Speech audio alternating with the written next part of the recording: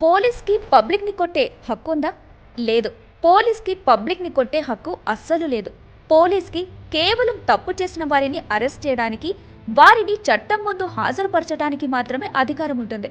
ఒక వ్యక్తిని కొట్టడం అనేది అతని హక్కులను ఉల్లంఘించడం.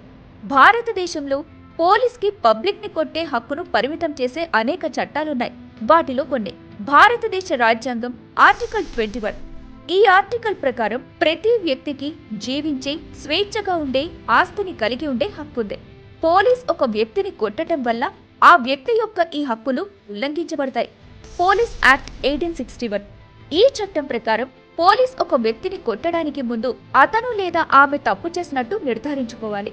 అలాగే పోలీస్ కొట్టడం అనేది అత్యవసరమైన చర్య అని నిర్ధారించుకోవాలి. Police standard of practice.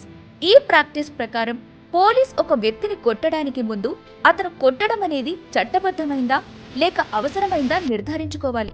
ఒక వ్యక్తి పోలీస్ చేత కొట్టబడినట్టయితే అతను ఈ కింది చర్యలు తీసుకోవచ్చు. పోలీస్ స్టేషన్లోనే వ్యక్తిగత ఫిర్యాదు చేయండి. సమీపంలోని కోర్టులో ఒక పిటిషన్ను దాఖలు చేయండి. నేషనల్ హ్యూమన్ రైట్స్ కమిషన్ కి ఒక ఫిర్యాదు చేయండి.